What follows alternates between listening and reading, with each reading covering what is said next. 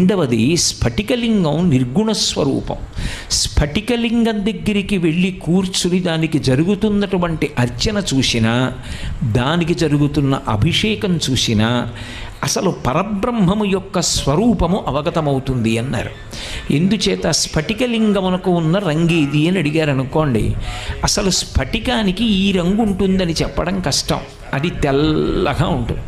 శాంతం పద్మాసనస్థం శశిధర మకుటం పంచవక్త్రం త్రినేత్రం అంటూ పరమశివుడు ఎలా ఉంటాడు అని వర్ణిస్తే స్ఫటికమణినిభం పార్వతీశం నమామి. స్ఫటికమణినిభం, స్ఫటికం ఎలా ఉంటుందో అంత తెల్లగా ఉంటాడు.